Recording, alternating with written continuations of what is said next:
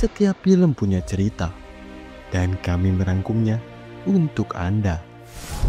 Selamat datang di Film 21, tempat di mana alur cerita film tidak hanya ditonton, tapi dimengerti.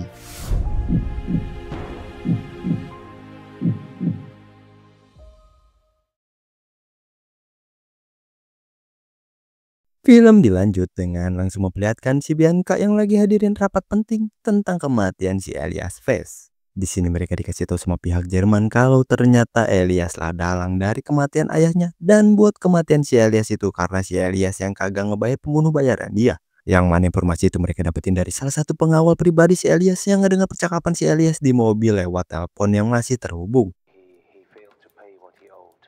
Probably wasn't disappeared. Police all over Europe. No. Was it in German? No English. Sedangkan di tempat si Jakal, dia yang lagi mikirin nasib keluarganya nggak sengaja malah nabrak truk depan dia yang ngebuat keributan pun terjadi. Tu crois que l'argent peut tout arranger, toi? Espèce de connard avec ta BM comme ça, toi. Tiens. Dan gak lama dari itu si supir truk ini malah bebal batu pengen manjangin masalah ini dengan manggil polisi. Si Jakal yang udah stres dan ada barang bukti pistol di mobilnya, dia pun langsung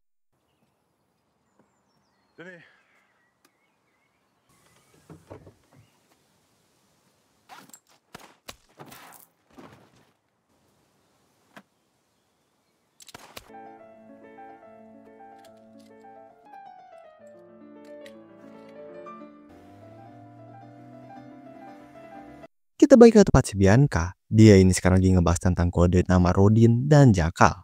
Tapi karena situasi internal sekarang lagi nggak beres, ada imposter, jadi mereka ini ngobrol di ruang tertutup. Somebody's had the chatter. Wouldn't say. Di tempat si Jakal, demi memperbaiki keluarganya, Jakal ini minta istrinya buat datang ke Paris ngebahas sesuatu.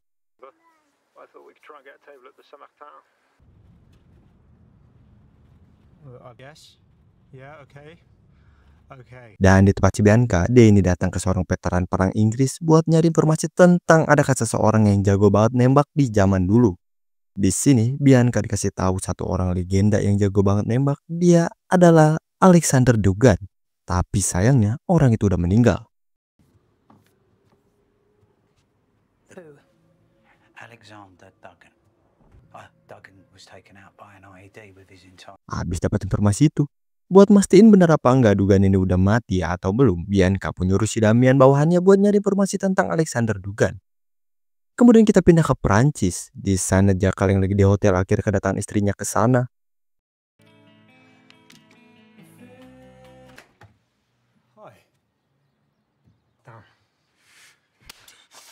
Nuria yang marah ke si Jakal. Jakal ini langsung jelasin kerjaan dia, yaitu pemecah masalah, yang intinya Jakal ini kerja buat perusahaan gede multinasional yang punya masalah serius, dan si Jakal yang bertugas buat nyelesain masalah itu.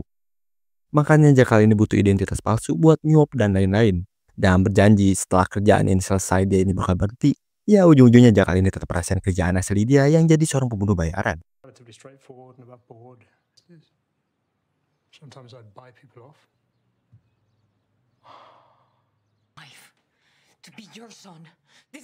Sedangkan di US, si Gina ini dipanggil sama koleganya buat ngebahas si Jakal yang bisa-bisanya beraksi di Munich lagi demi menagih utang. Karena itulah Timothy ini nyuruh si Gina buat gimana caranya cari keberadaan si Jakal. Explicitly?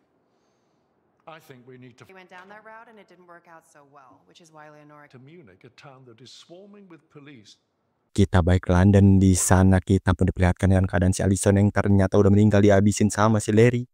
Kemudian sebelum cabut, Larry pun pakai HP si Allison ngechat si Bianca buat ketemuan.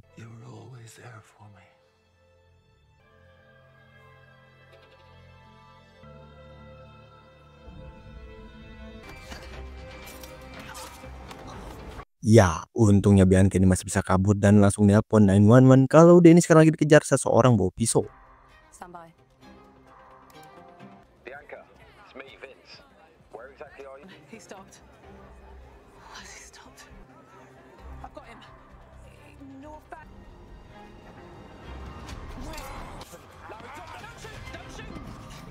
Dan sayangnya Larry ini masih bisa kabur dari sana naik perahu. Pas si Bianca dan yang lainnya ini datang ke kamar tempat si Allison, dia pun dibuat kaget dengan keadaan si Allison yang udah meninggal. paginya kita kenalan dulu sama partner lama si Bianca yang bernama Vincent. To a minimum. Thanks. Mum, what happened to your arm? Made a smoothie if you want some. Thank you. Kemudian di kantor, demi memperlancar misinya, Bianca ini ngusulin satu nama buat jadi partner dia ke depannya, yaitu si Vincent, karena dia orang yang si Bianca ini percaya. Can do to protect you. We need to make some France driver, TAC advisor before he went to NCA. Well, I'll do my best for you. Sedangkan di tempat si Larry, dia ini lagi nelpon si Norman kakaknya buat minta sebuah alamat. It's me. I know it's you.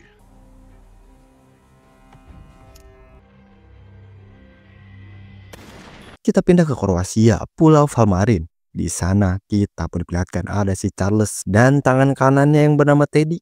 Tapi pas si Charles ini dikasih tahu kalau nyawa dia sekarang lagi ada yang ngincar, Charles ini tetap lanjutin rencana peresmian dia di Tallinn. Recommend that you do not leave the island until this is real assassin. Where are you getting this from? Credible source. Event of this historic magnitude. Mr. Charles will be. I would love it.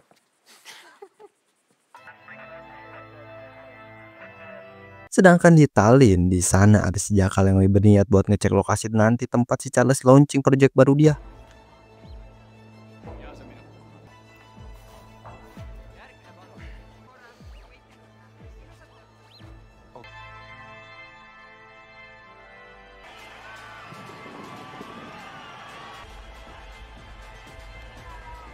Tapi pas lagi ngecek dari atas, tiba-tiba atap di sana malah kebuka.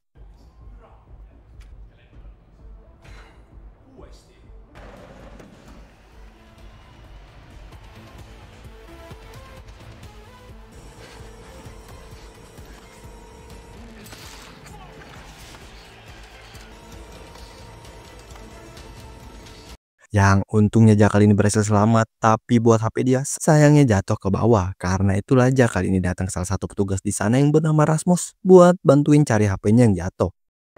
No one's handed a phone in. Fuck. Yeah.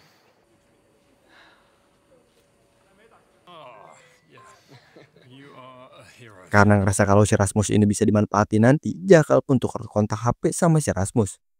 Sedangkan di tempat si Bianca, dia yang baru aja pulang ke rumah, dia pun dibuat panik. Ternyata si Larry ada di sana lagi nyandra anaknya. See this. You're gonna tell me where Norman is right now. Do it. Dan di tempat si Jakal, dia yang baru pulang, dia pun dibuat kaget. Ternyata di kamarnya udah ada si Gina.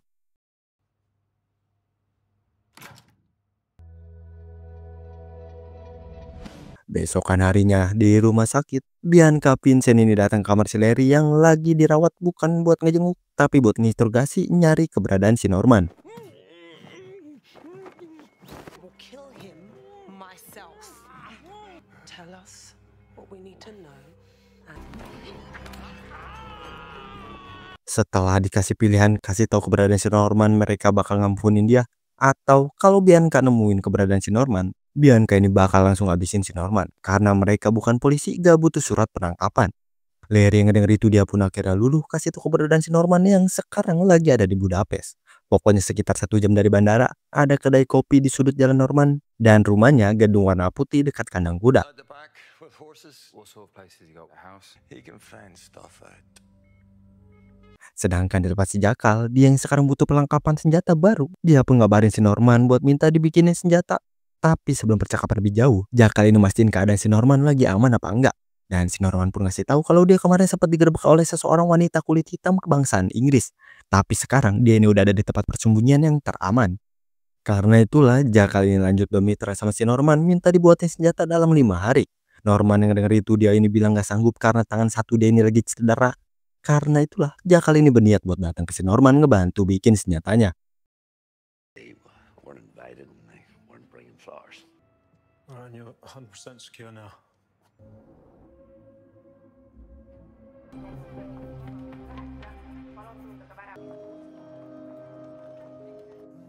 Di kantor MI6, Bianca ini dikasih tahu si Damien kalau emang benar si Dugan ini udah meninggal tahun 2013.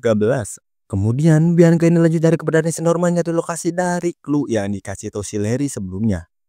Sambil nunggu tim lain nemuin lokasi si Norman, Bianca ini ketemu sama si Yoshita ngebahas tentang pasukan yang bakal ngebantu buat nangkep si Norman nanti. But I'm assuming as soon as you have a precise location, Somewhere near Budapest. Kita pindah ke Budapest, Hungaria. Jakal yang udah sampai langsung dijemput sama si Norman, sang maestro pembuat senjata. Until I'm 6 feet deep, although you can try.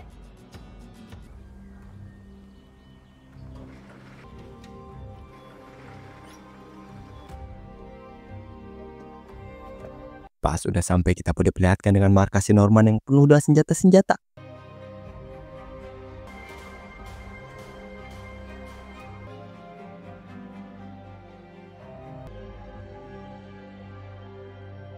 Di sini kita pun diperlihatkan desain alat yang pengen dibuat si Jakal, yaitu sebuah sepatu boots yang bisa dirakit menjadi senapan. Gokil. Pokoknya dengan fitur anti pemindai, Norman yang sanggup bikin itu, mereka pun mulai bikin sepatunya.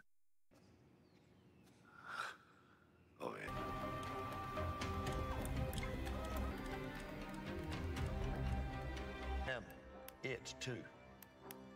Yeah. Pain medication. Beberapa hari kemudian, Bianca yang lagi tidur dia ini kedapatan telepon dari si Vincent kalau mereka berhasil nemuin lokasi keberadaan si Norman. Karena itulah Bianca sama si Vincent ini bergas buat ke lokasi.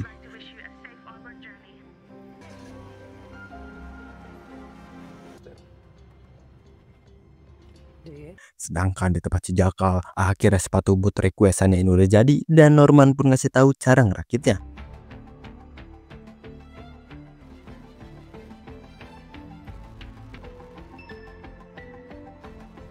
Without attracting attention. Well, top of the road. Tapi karena senapan itu butuh ditester dulu, Jakal ini pergi ke suatu tempat kosong di luar, sedangkan si Norman dia bakal istirahat tidur di dalam.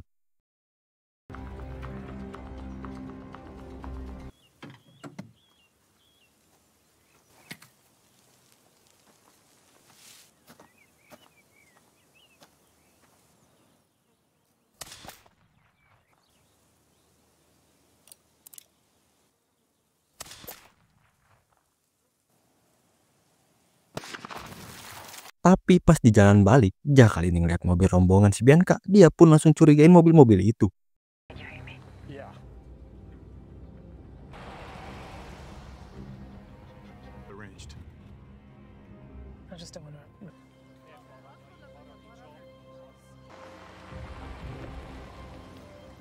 Copy that. Pas bener sesuai dugaan mobil-mobil itu tujuannya rumah si Norman, Jakal langsung bergas buat hubungi si Norman yang lagi tidur.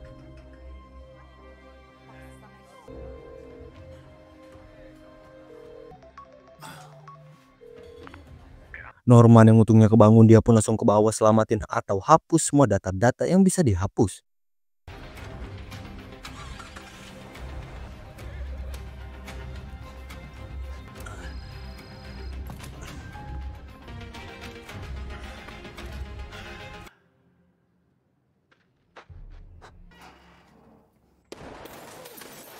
Dan gak lama dari itu, Bianca dan pasukannya pun datang.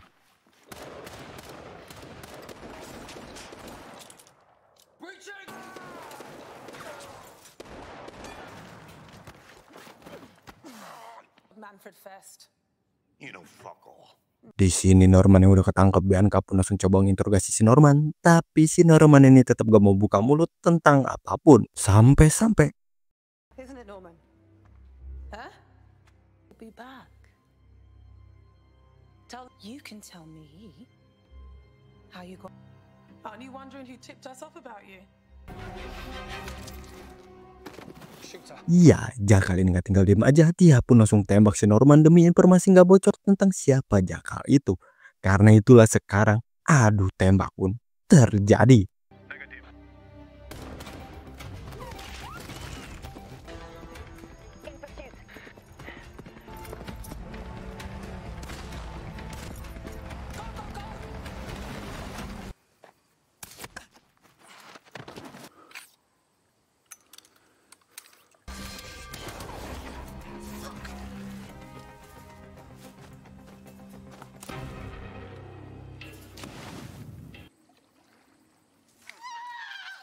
Jakal yang berhasil lolos lewat sungai, dia pun coba ngumpet di rumah kayu yang ada di sana. Tapi gak lama dari itu, tiba-tiba ada yang datang.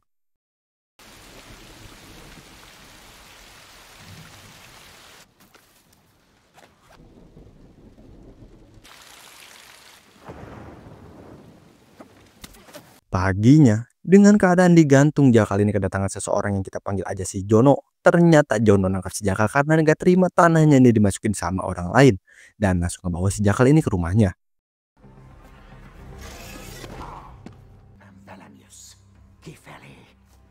Euros, I can pay you money. You understand? I don't know what that means. Okay. Kemudian Jono ini nelpon bosnya yang bernama Kebi, ngebahas tentang dia yang lagi nangkep orang asing bersenjata. Kemudian karena mereka berdua gak bisa bahasa Inggris, Gaby ini manggil anak buahnya yang bernama Lazo buat ngobrol sama si Jakal. Yang intinya Jakal ini bakal ngasih uang yang banyak buat mereka kalau mereka ini ngebebasin dia. Karena itulah Gaby dan Lazo ini langsung bergegas buat ke tempat si Jono. Come now. You pay. Maybe. Nej, sabes. Den har Ljungberg. Ja. Ja. Tapi di tengah jalan ternyata di sana lagi banyak razia karena kasus semalam si Jakal, dan sekarang Jakal ini udah jadi buronan di Hurungaria.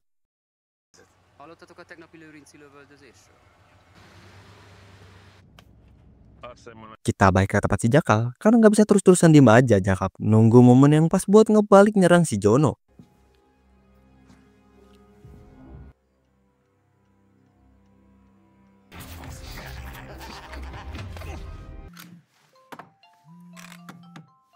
Dan ya, Jono pun berhasil ditumbangin dan si Jakal langsung bergegas buat cabut dari sana pakai mobil si Jono.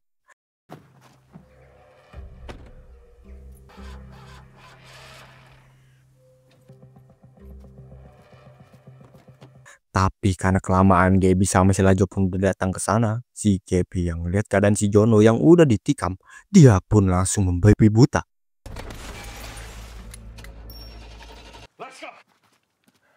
Let's go get him out. Dan ya, dengan ngumpet di kolong mobil, Jakal berhasil numbangin si Gaby dan nyisain si Lajo yang bisa berguna buat dia karena bisa bahasa Inggris dan ngebawa dia ke tempat yang aman.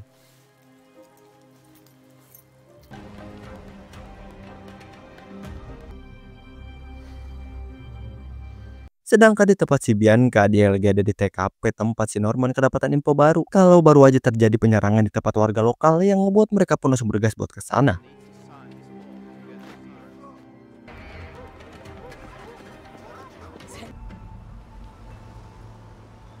Local man. Brothers. Please.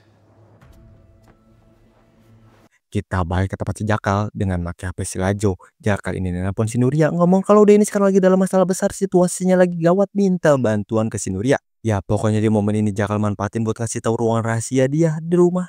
Biar seolah-olah Jakal ini yang inisiatif ngasih tahu ruang rahasianya itu. I'm really no good. In trouble. Anyway, I just wanted to hear your voice because I'm so sorry. Where the fuck? Sedangkan di markas MI6, Oshita ini kedapatan SMS dari seseorang yang bilang kalau kita harus berbicara dengan UDC atau Charles. Across Europe and America. Good. Where is Come up with that? I did. Rather. Kita balik ke tempat si Jakal. Dia yang udah sampai ke tempat yang aman memperingati si Lajo buat jangan ngasih tahu siapapun tentang diri dia. Pokoknya tutup mulut kalau gak bukan cuma si Lajo yang jadi target tapi seluruh keluarganya. Si Lajo yang udah ketakutan, dia pun janji gak bakal ngomong sepatah kata pun tentang si Jakal. My child. Close your eyes.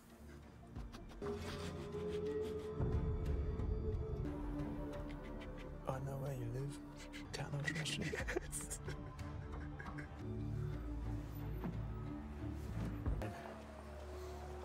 Email me when you get it. Sedangkan di tempat MI6, sekarang si Damian lagi diinterogasi sama si Carver tentang bocornya operasi pertama petangkapan si Norman. Do you like money, Damien? Full, sexy woman approach you on one of your I numerous... didn't leak the Belarus operation. Malamnya Jakal yang lagi di hotel, akhirnya Nuria ini datang dan ngebawa semua keperluan si Jakal. Di sini untuk pertama kalinya Nuria pun ngelihat sosok suaminya yang bisa berubah wajah.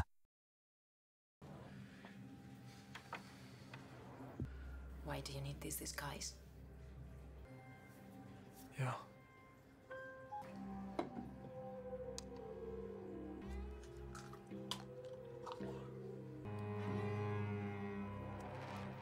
Setelah semua persiapan siap, Jakal ini nyamar jadi seorang kakek-kakek pakai alat terbarunya yaitu sepatu boot biar seolah-olah boot itu adalah untuk medis. Ya intinya biar aman lah nggak ketahuan.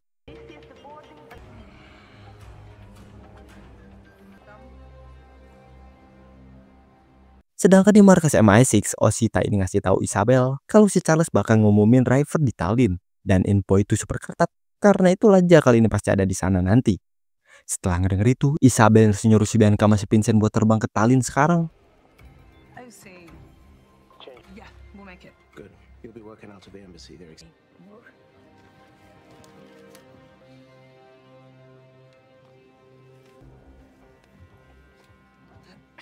Mereka yang udah sampai di Tallinn, Jakal ini langsung nyewa salah satu hotel di sana.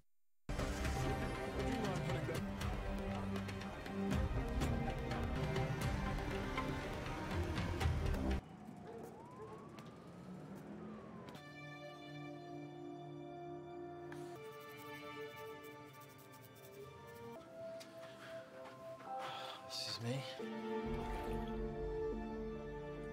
Tapi gak lama dari itu, datanglah petugas polisi. Pokoknya polisi ini datang karena ada laporan perampokan. Jakal seperti biasa dia ini ngebohong tentang identitasnya dan tujuannya ke sana. Tapi salah satu polisi itu demi buat jaga-jaga, dia ini minta nomor HP si Jakal dan si Jakal pun ngasih itu. You okay? Yeah.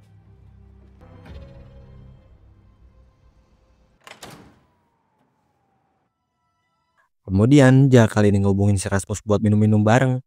Ya pokoknya di sini mereka ini ngomong-ngomong santai basa-basi gitulah. How you doing? Good. Have a look. Let me try one of those. Old fashioned? Yes. It is. I'll take it. Dari bar, mereka pun pindah ke tempat si Rasmus yang ternyata Rasmus ini belok.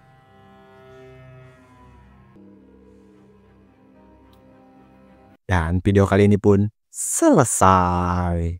Kita lanjutin episode akhirnya di next video ya. Kalian tunggu aja, oke?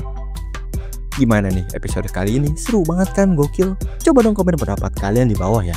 Dan jangan lupa di like yang banyak, oke? Makasih semuanya yang udah nonton dan juga udah klik tombol subscribe-nya. See you next video. Bye-bye.